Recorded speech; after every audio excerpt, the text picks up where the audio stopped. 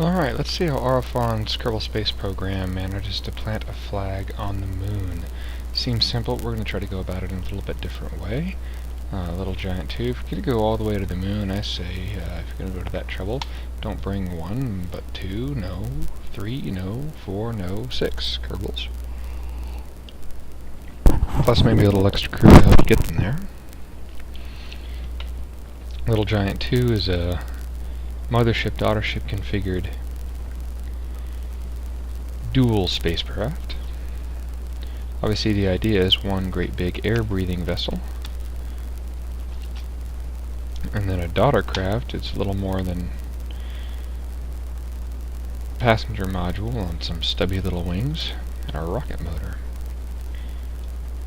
Let's have a brief tour as we trundle down the runway.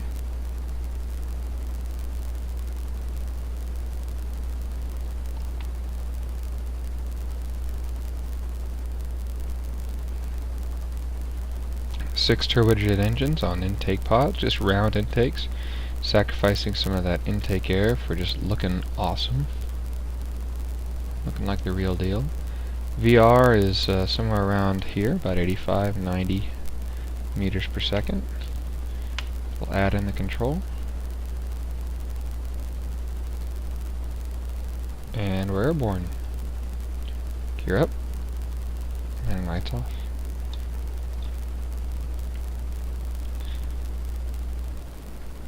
Nice smooth rotation to 30 to 45 or 30 to 40 degrees nose up. Auto service just well.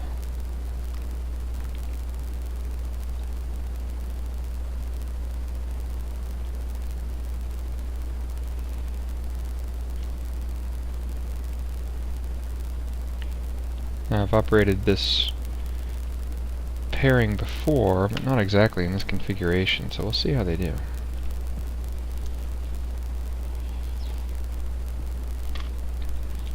Seem to be doing just nicely.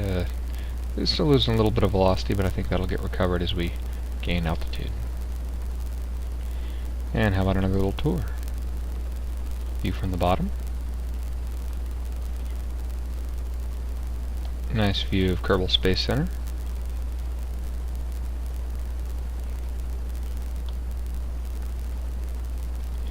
All of the flight controls of this vessel are behind the center lift. The center pressure is right about here, and the center of gravity is just in front of that, as you might have guessed from positioning of these a little bit unconventional landing gear struts. Had to figure out to get the daughter ship to hang there just like I wanted it to. Worked out fairly nicely. This big old S3600 tank was mostly empty, or at least partially empty, when we lifted off. These tanks are entirely empty. Mostly, first of all, it is handy to have that big tank there in case you want to do any rapid fuel transfers into it for re-entry purposes. This is a great station to have some mass in as this thing comes back into the atmosphere, or back into the lower atmosphere. And second of all, it just looks really cool. And I like the geometry of having a nice big fairing to hold the nose up, hold that landing gear, instead of some long, spindly nose gear strut. So yeah, again, the reason there's any rocket propulsion or rocket fuel on board this thing at all, any oxidizer reactant propulsion for this mission, is not because we need it to get where we're going. Actually, this thing will air breathe its way on up to 20 kilometers just fine, at which point the daughter ship can release, and we'll get second stage ignition, and it'll fly into orbit, and it'll actually fly its way all the way to the moon. The problem is that by the time this vehicle on its descent reaches about 20 kilometers of altitude, which is before this one has left the atmosphere and we can switch away from it, have to be out of the atmosphere to switch away from a vessel, it decides it's burned up or gone or deleted or in some other way needs to go away. So unfortunately we're stuck actually rocket propelling our mothership, which really ought to be just a nice big ol' airliner style vessel, all the way into non-atmospheric flight, which comes with its own, of course, giant set of hassles, but Let's have an interior tour. Commanding the launch vehicle, or rather the sister ship, is the left seat here. Take a look out the window. You can see this landing straight down here. Engines on their nacelles out back. First Officer Scott Richardson. View of the Channel Islands out the right side with our high climbing deck angle, and of course the fuselage and leading edge of the wing of the mothership. In the mothership, here's out the side window, a view up to the north with our winglet out there. And already coming through, let's see, we're at 3 minutes mission time, should be headed up toward about 8 kilometers of altitude. Here we are.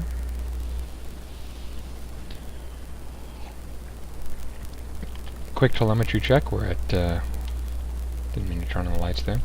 We're at just about 9 kilometers of altitude, approaching 200 meters per second velocity, almost but not quite 100 meters per second vertical speed, 3 minutes 15 seconds mission elapsed time. Time to start paying close attention to our intake air. When excess intake air gets down to about 0.2, we'll start throttling back, and we will ignite the stage 2 engines to include the engine of the child ship, of course fed from the mothership. I've got its fuel supply off, since I don't trust myself not to burn up its fuel supply attached to this big old massive mothership. We are gonna need it all. When we separate, the daughter ship, just due to its lower drag, will actually pull away under zero thrust from the then dead-sticked mothership, and we'll light off the engine once it's fully clear.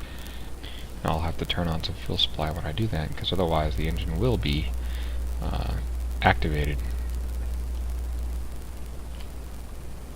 Everything ready except for the fuel.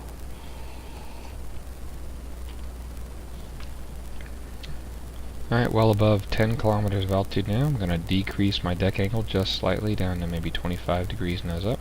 92 degrees of heading seems close enough to east to me, maybe not 93. Pull that back around to the left just a touch.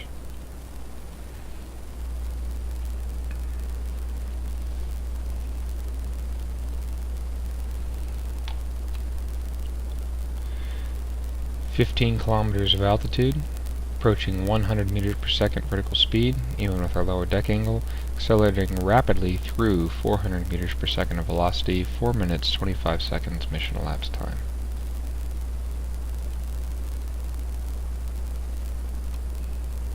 Island Airport's now behind us.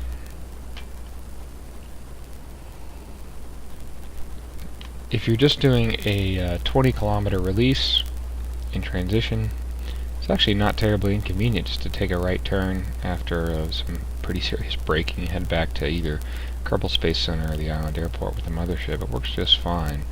The trouble is you tend to lose the daughter ship in its approach angle just due to the game deleting it. And we're going to have to go significantly higher to prevent that from happening. Here we are approaching 18 kilometers of altitude. Take a little bit more of that deck angle out. Focus a little bit more on our velocity, now exceeding 550 meters per second. Keep that air running into the intakes, allowing us to increase our velocity in the relatively low drag environment of 20 kilometer flight as long as possible. Build up some kinetic energy.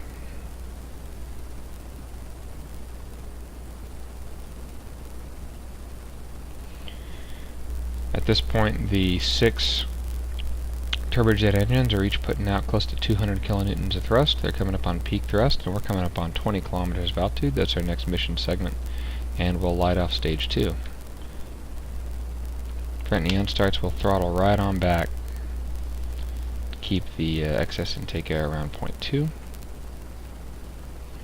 Now generating a significant amount of thrust on reactant and oxidizer propulsion. Still watching the intake air. Not going to let it get too far below 0.1 to try to prevent unstarts, although that's going to happen very rapidly as we climb up toward our objective altitude of 35 or 40 kilometers. Let's see how close we get to that.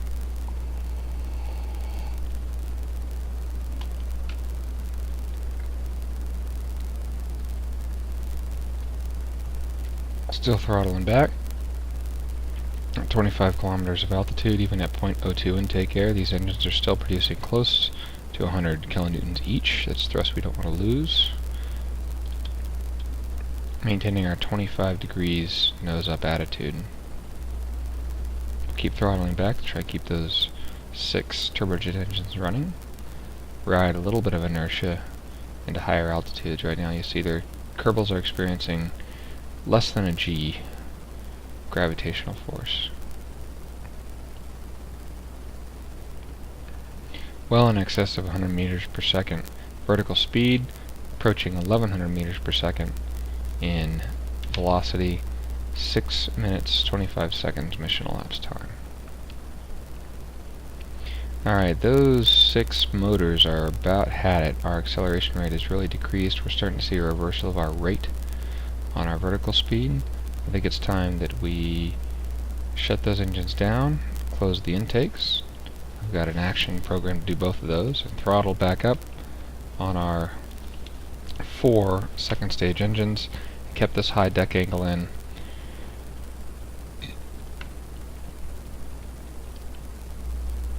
Pretty nice flying vessel even still. SAS is able to keep it steady as I run the mouse with my right hand. We're going to be watching pretty carefully to see where the last bit of reactant fuel is going to come from. And the stars are coming out. 32 kilometers of altitude coming up on 7 minutes mission elapsed time, 1200 meters per second velocity, and trying to regain our 100 meter per second vertical speed. Goal right now is just to push that apoapsis out in front of us as far as we can. Right now 11 seconds.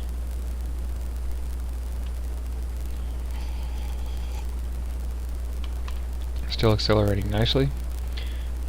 Got our increasing rate of climb back. Still plenty of fuel and oxidizer in the aft end of the aircraft. Usually it's necessary to transfer just a little bit of this forward. Keep the nose down. Everything feeds. We do want to watch carefully though, make sure this burns next, and that we keep an eye on where the last bit of oxidizer is going to come out of the mothership so that we can time our release appropriately. We don't want to wind up trying to burn just on this one engine, although actually it won't. Everything's going to shut down because these tanks are turned off once the oxidizer from the mothership has dried up. Probably no sense in going all the way back to KSP, as I mentioned before. We'll wind up with an apoapsis way up here. Out to the east, we'll probably settle the mothership back down on this landmass after we've done with our separation. We'll use a fairly high deck angle on the daughter ship after separation, try and get out of the atmosphere. That's our main priority, just so we can switch back to the mothership as the game allows.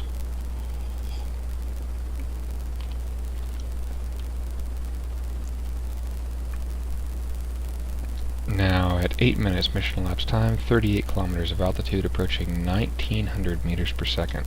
Almost orbital velocity just on the mothership. Where is it? So we're burning oxidizer out of this tank, which is typically the last one to go. Yep. And we'll watch that very carefully, because after that it's time to sep.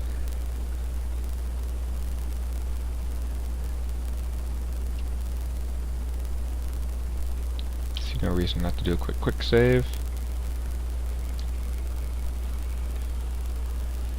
Alright, this amount of vertical speed at this altitude ought to put us out of the atmosphere. I'm going to shut down this engine. I'm having a hard time keeping the nose up all of a sudden.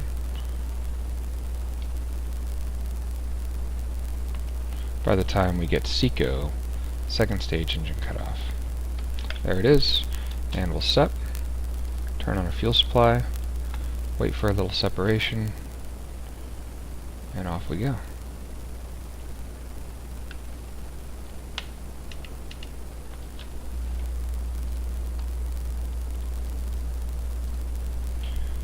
Again, we'll have to use a relatively high deck angle here to escape the atmosphere just as quickly as possible. Not terribly efficient, but necessary to get our switch on. We're looking for this line not to go away.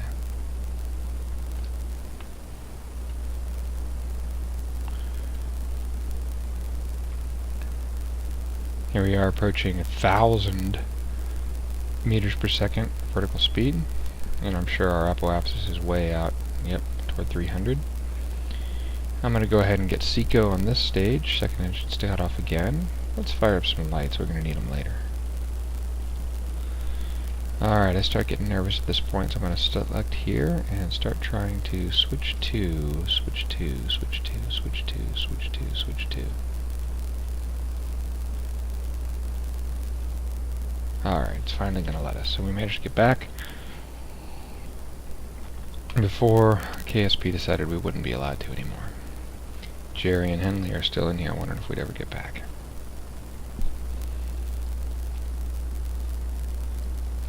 Apoapsis of this vessel is almost out of the atmosphere anyway.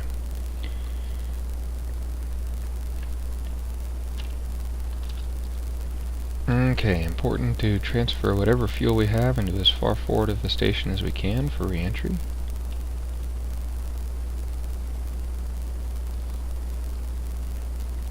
Not that we have just a whole lot.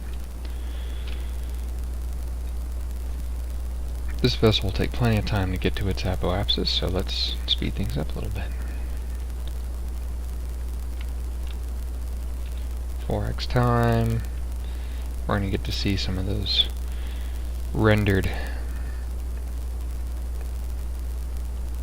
re-entry heat trails. As we come across this peninsula, basically no chance of us not being able to find a flat spot to land as we move on over here.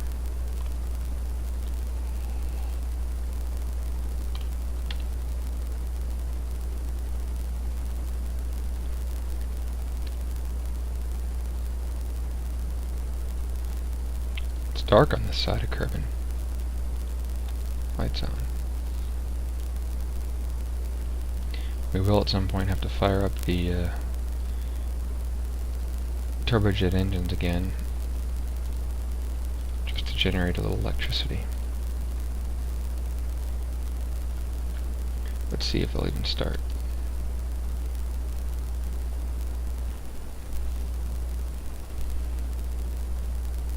Not quite yet.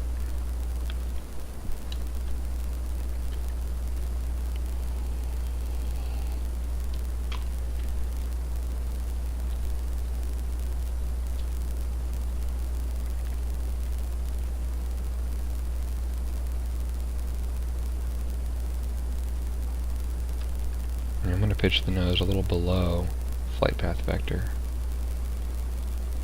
Intake air is coming up. See if we can just run the engines just a bit, generate some electricity. Oh, I guess I never connected this tank to the fuel supply. That'll start them up. Yeah, our electric charge.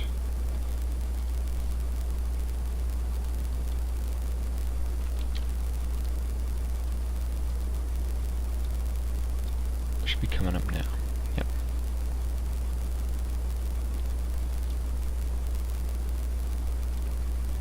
Slightly ridiculous to be re-entering an airliner from a 45 kilometer trip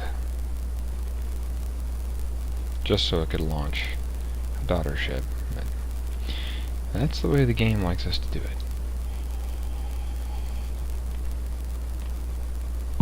Of course, it would actually be a little bit more efficient overall, at least to get into orbit, if you didn't have the daughter ship. If you're just going into orbit, this thing by itself,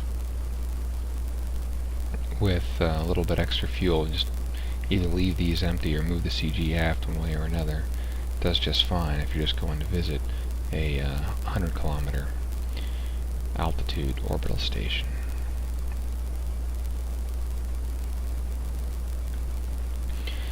Alright, now the engines are just turning on idle. Still generating electricity though.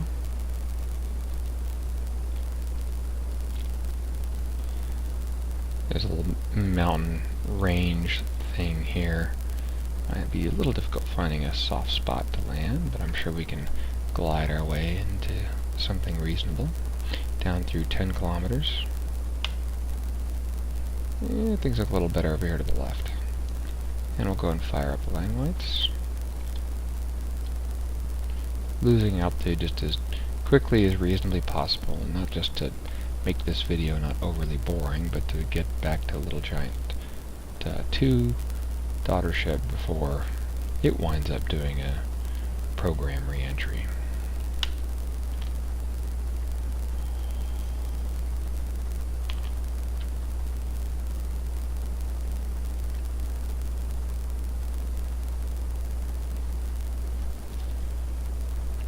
Pretty nice view, really, of that little hill ridge.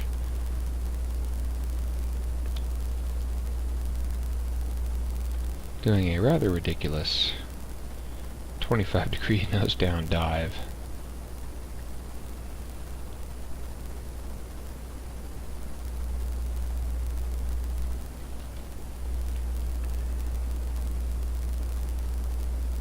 Down through 4 kilometers of altitude. Who knows where the land really is here? Well, I guess RFO knows. Get radio altitude. So, what was that? Just about, we'll look at it to go down through 1,000 meters. Get a wag.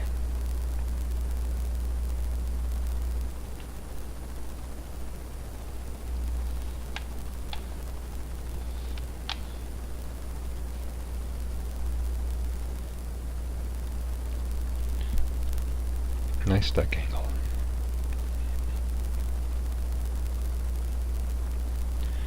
Alright, coming down through 1,000 meters. Looks like the land is about 800 meters.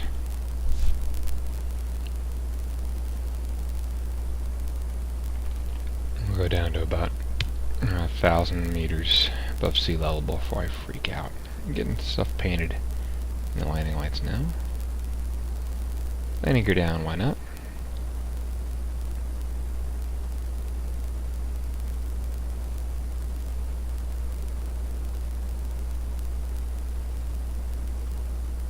Still surprisingly hilly here.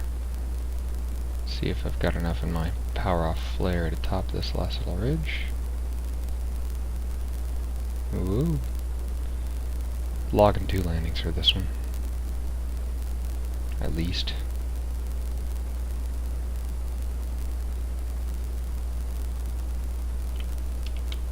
Alright, here we are, a little manual braking.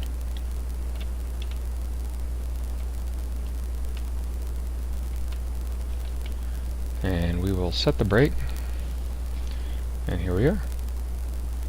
We are back after delivering our daughter ship. Let's recover.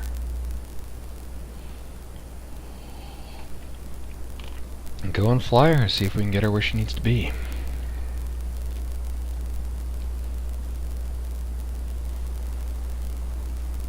Hey, all 56.8 is back.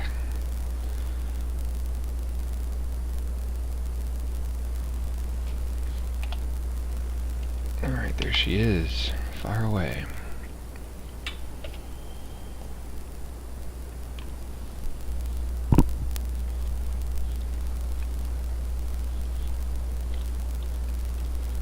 Alright, very cool. Quick status check after our time away. Plenty of electric charge. Only used up apparently 1 kilogram monopropellant doing that attitude control on the exit. Well, where are we going? Let's go right here. Let's look like right about the ascending node. It's going to be a pretty good time to just launch off that way, eh? Well, we'll do the rather mundane business of getting ourselves aligned for an ascending node correction. Come normal.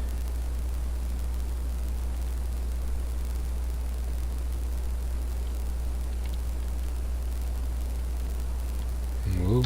And then we'll speed things up a little bit here.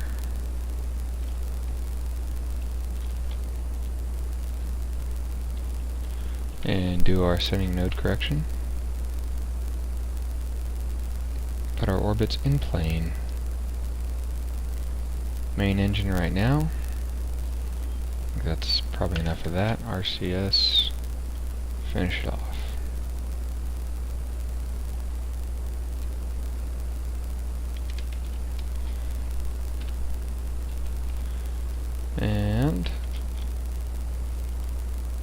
burn from here and see what that looks like for target intercept. It actually looks a little way out there, doesn't it? Yeah, way too far ahead.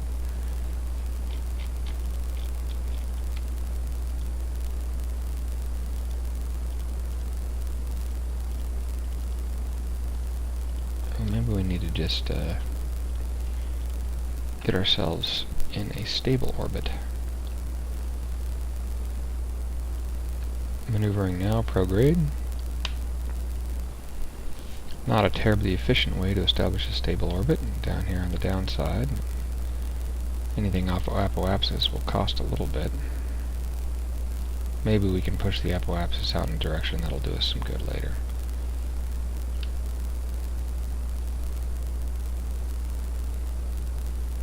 Alright, good enough.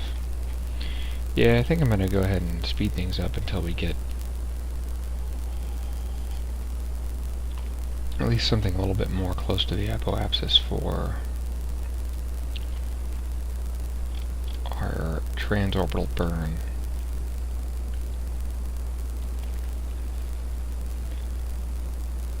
A little bit more ascending node correction. I'll just do it entirely under RCS.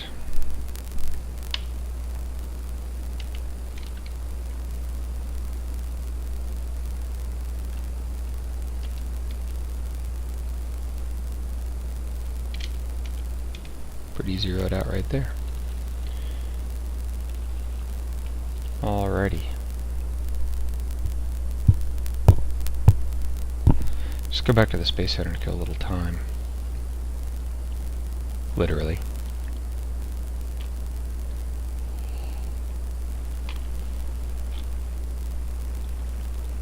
So we're looking for, there's the apoapsis of that vessel. We're looking for moon to come around about here.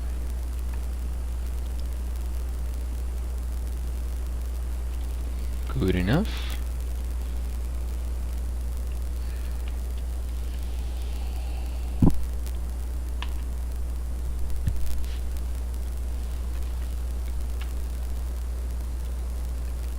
And we're back.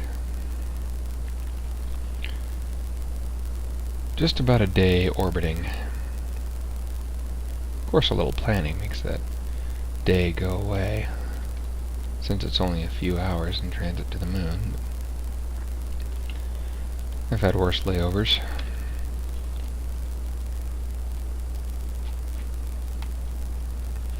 Might as well program up our burn ahead of time.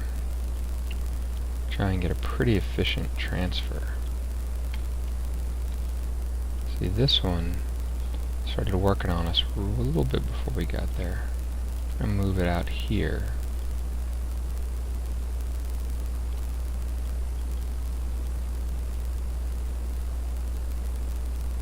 See, too far. About right there.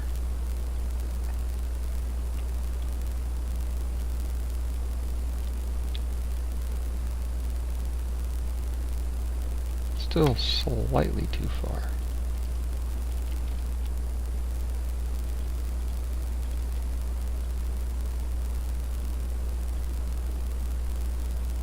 That one looks just splendid. Okay.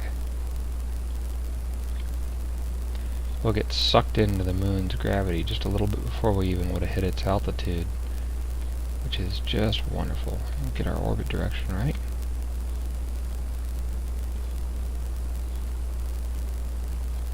Hit that little curb almost all the way to the moon.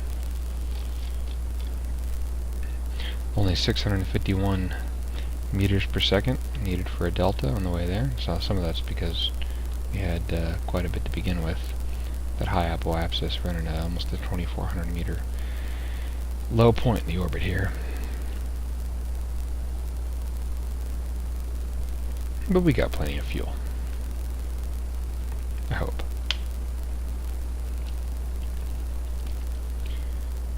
Alright, speed up time a little bit. Less than 1 minute to the burn now.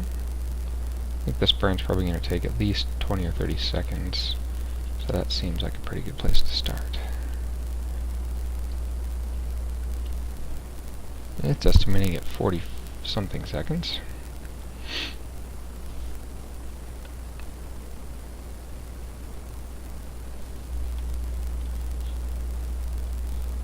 And there it is. Just a little bit over the moon comes over, fingers width after the moon comes over the terminator seems like to be a better starting point than the 45 degrees recommended by such as the tutorials.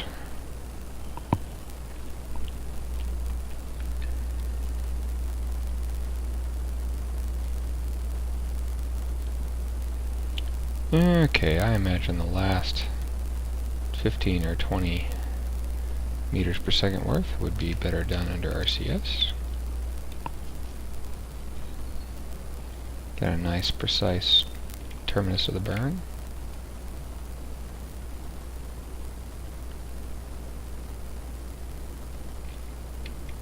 And there you have it. And we're done. RCS is off. Here's our burn. Let us see how we've done.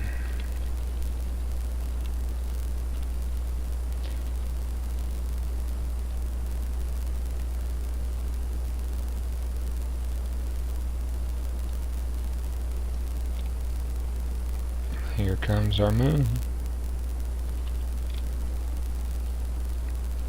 Periapsis was awfully accurate. Overdid it just a little bit apparently since it's low. Guess what? Our target is the Moon Love Station.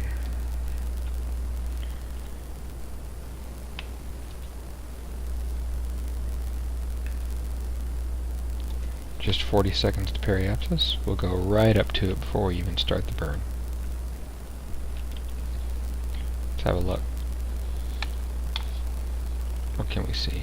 Not much from this attitude.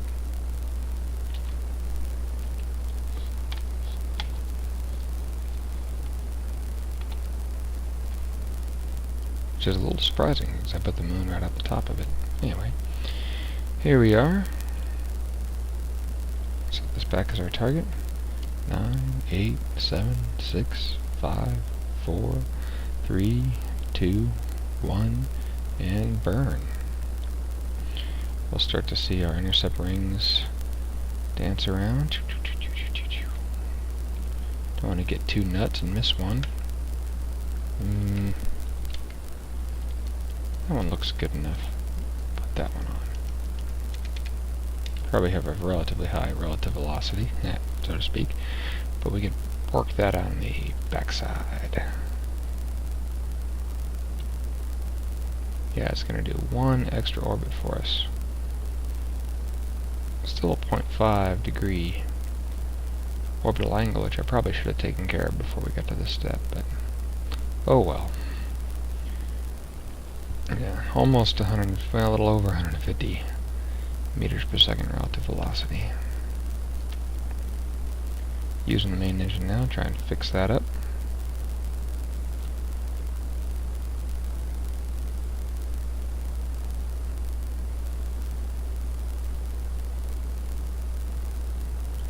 As the man said, he's coming right at us.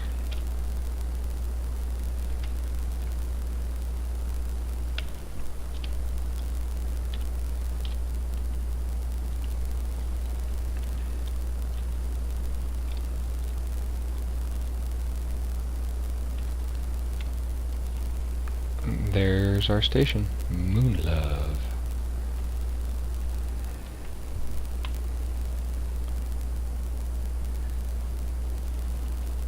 Rendered. Another little burn, mostly west. Point us right back at it. Now headed directly for it. Plenty of fuel on board still. I'll probably add a little safety fuel when we get there. Moon Love's got a little supply. But really, anything over 100 is plenty to get you back to Kerbin.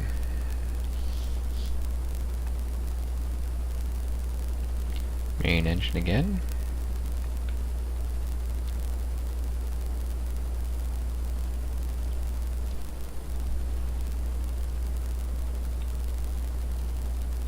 Hatch is open.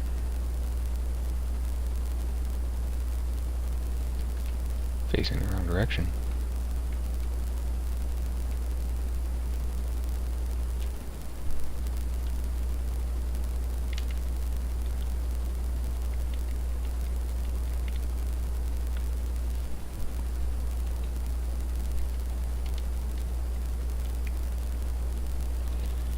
Let's speed things up a little bit. Finish this last closure. Moon Love is a lunar station. Obviously. It's where I keep my lander when I'm not using it. Excuse me, Mooner Station.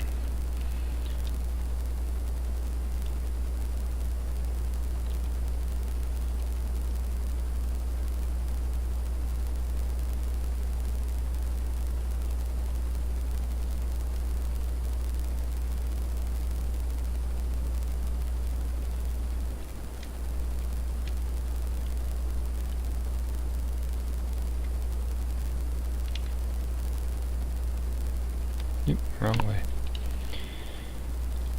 Time to switch to chase mode so I don't make that mistake again.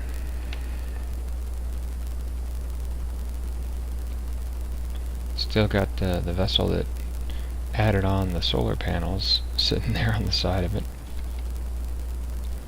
Just slightly stupid. But I still got fuel on board. I didn't want to send it away just yet.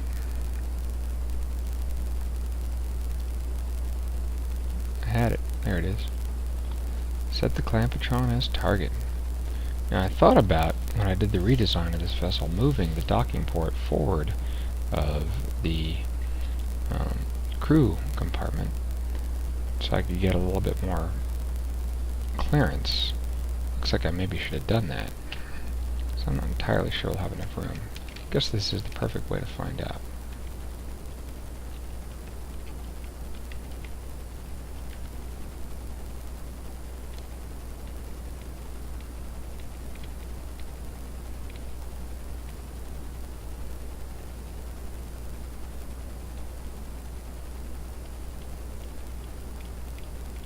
We can always dock it from the side.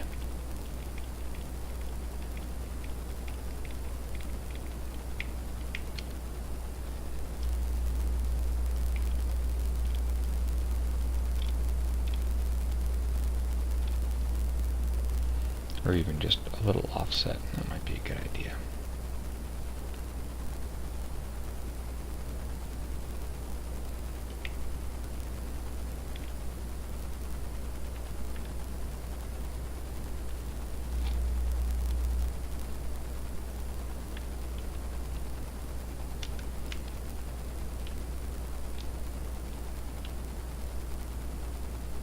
Try not to run into anything.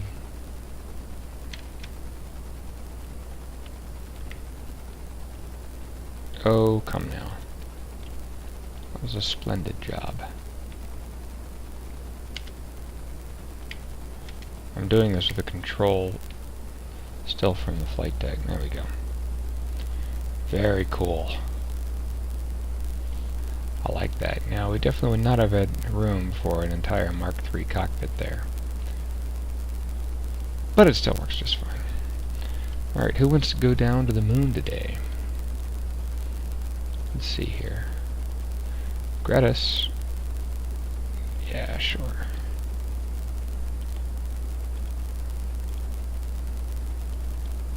Into the lander can. And Oldkin. Also get a lander can. Alright, we got fuel. Yes. We got monopropylene, monopropellant. Yes. We'd probably better fuel up this thing just a little bit. I've been trying to get rid of this thing anyway. Won't get close with this mission.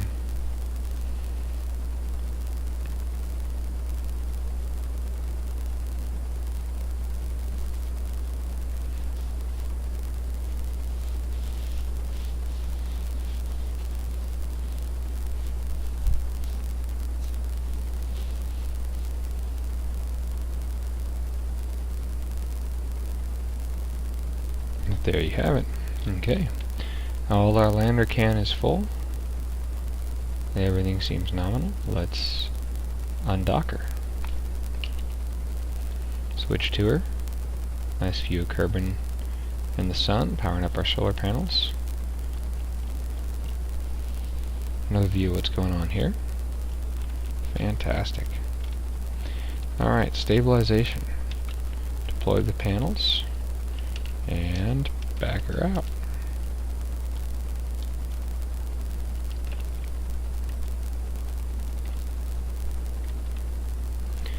Well, we just passed my moon base, which is kind of where I wanted to go today, so we'll speed time up again.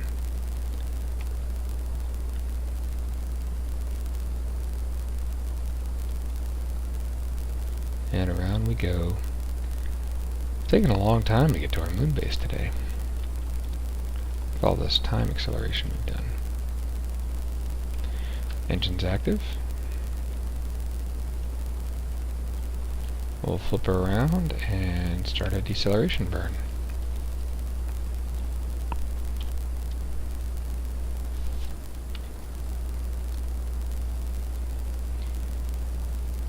That's all we get, is just a little 909. Thing has to be pretty light to get down there in just the 909, really.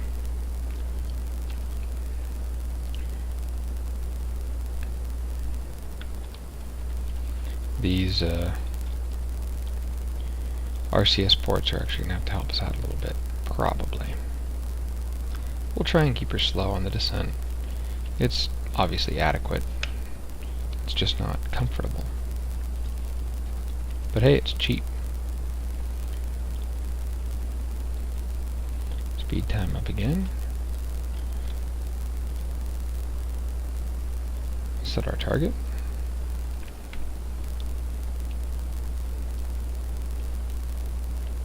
Maybe stuck it just a little too far out there. Yeah.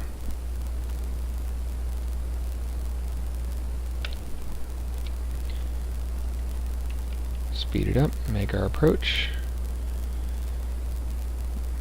Alright, below here, anything more than a couple hundred meters per second is pretty unacceptable. Let's have a look what's going on. The sideways approach.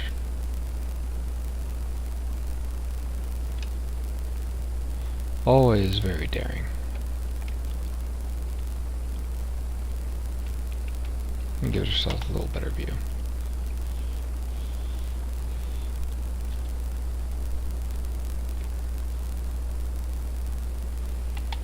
That's plenty of electric charge. Might as well fire up the lights. Lower the gear. Struts, whatever you call them on such as a lander.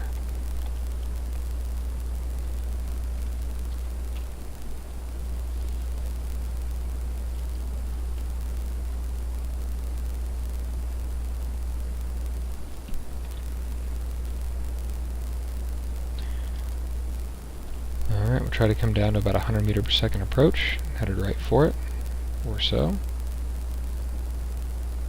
Sorry for all the names of things. There's a few things at this base. Science station, a couple places to hang out, pool table.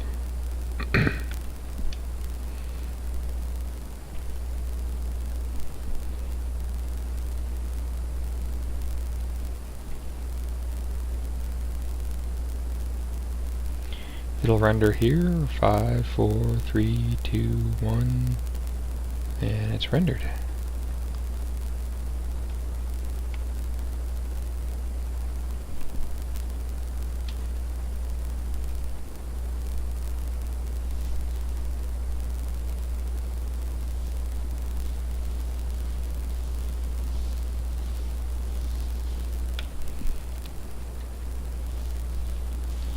Speed things up just a little bit, follow our parabolic basketball path in. What do you say we have a look at it from IVA while we fly toward it too?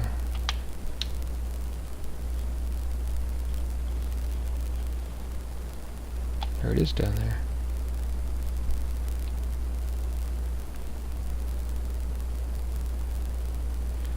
Alright, time to hit the brakes.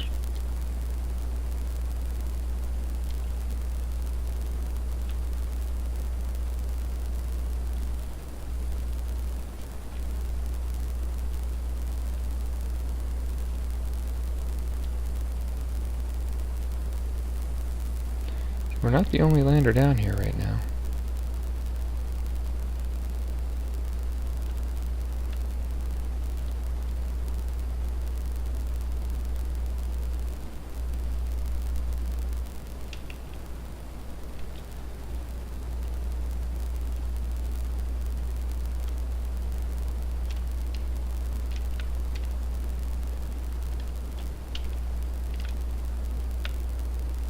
Alrighty.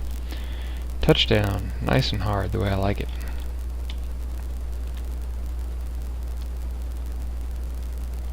Science station lander. Alright, so why'd we come here? Oh, yes, we were going to plant a flag on the moon. Well, I hate pincushioning the whole moon.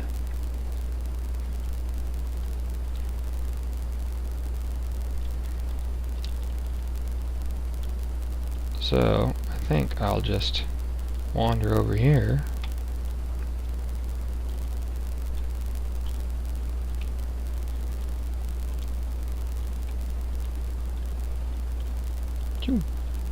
Superman jump. Not a Superman landing.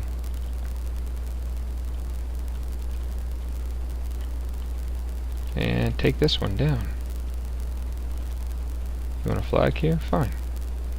Plant another one. And there you have it. That is how Owsley's Kerbal Space Program plants a flag on the moon.